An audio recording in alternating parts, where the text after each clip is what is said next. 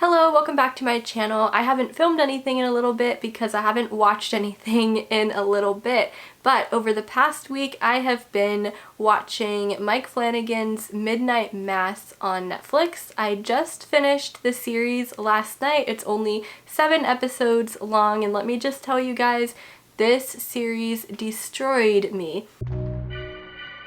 I'm not going to be spoiling the show in this video because I know a lot of people have yet to actually watch it or finish it, and it has been swept under the rug a little bit with the hype of Squid Game, which no, I have not yet got to because I put Midnight Mass as my first priority, but I will be trying to watch Squid Game and see what I feel about that. It's actually disappointing because Midnight Mass does not deserve to be buried like that. It deserves to be right up there. I scored this right alongside Hill House. I gave it a 5 out of 5 stars. I think that this show is a complete masterpiece. If you're no stranger to Mike Flanagan, you know that he likes to bring out the themes and the emotional aspects to his horror series. He loves to develop the characters, the relationships between them, and just create very moving and haunting stories. This is absolutely no different. This is such a haunting and, I mean, it's really terrifying when I think about it. There is a big point that is brought up, which I'm not going to discuss in this video because I don't want to spoil too much, but it does have to do with faith. We also deal with themes of addiction, grief, loss, guilt, all sorts of things like that, just like we get in our Mike Flanagan series.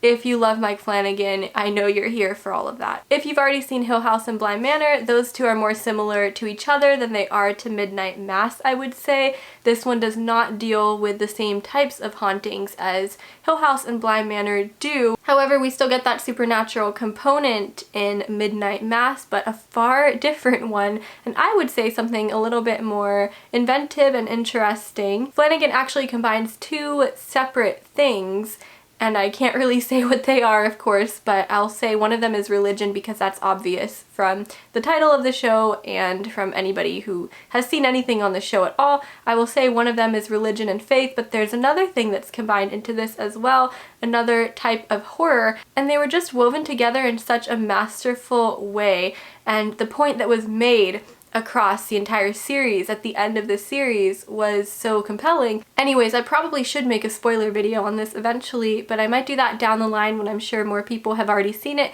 because I would hate to spoil this for anybody. I definitely recommend going in as blind as possible because you definitely don't want anything to be spoiled.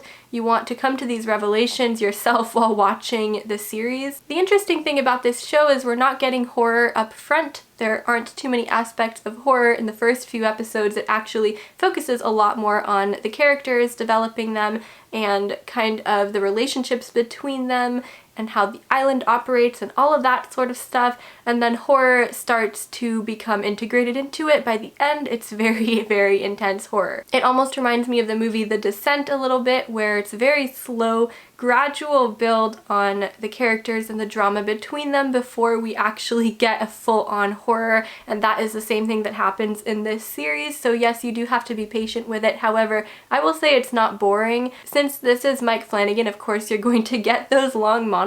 There are a few of them throughout the series actually, and then there's a lot of dialogue too between the characters, just like in Hill House and Bly Manor. So what type of show would I classify this as? I would say it's most enjoyed if you're watching it maybe alone, or if you're very into it, paying attention. It's not going to be very fast-paced and fun and crazy like something you would want to watch with friends. It's more something you really want to be paying attention to and just absorbing everything that happens.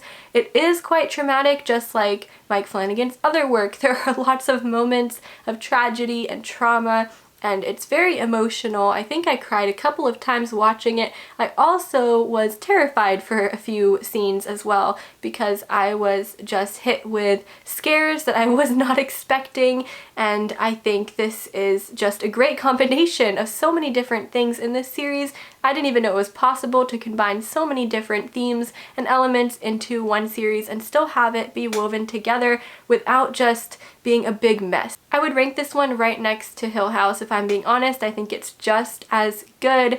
Depending on the type of theme and story that you're interested in, you might like one or the other better because one deals with more ghosts, and then there's the other aspect and the religious aspect to Midnight Mass. But regardless of what the storyline is, I think that both shows were done equally as amazing, and I have no complaints really about Midnight Mass. It's a must watch, and I actually am worried that my expectations now for anything else coming out in the near future are going to be up here because of this show. I'm not sure how well I'm going to enjoy anything else that I'm going to be watching this month. There are a couple more things I'd like to mention without spoiling anything, of course.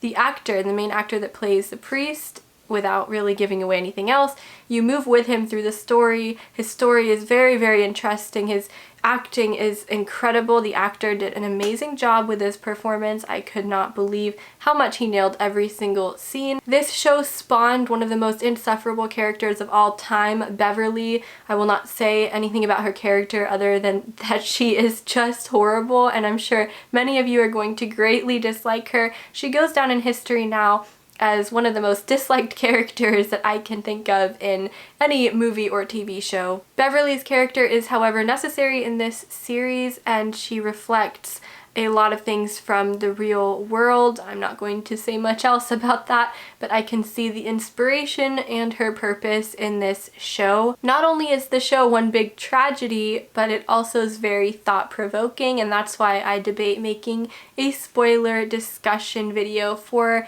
this series, because there is so much to discuss. And let me just tell you, the way that this show ends, go watch it for yourself, you guys. If you haven't seen it yet, I think it's very likely you won't be disappointed. If you're a fan of any of Flanagan's work, you won't be disappointed.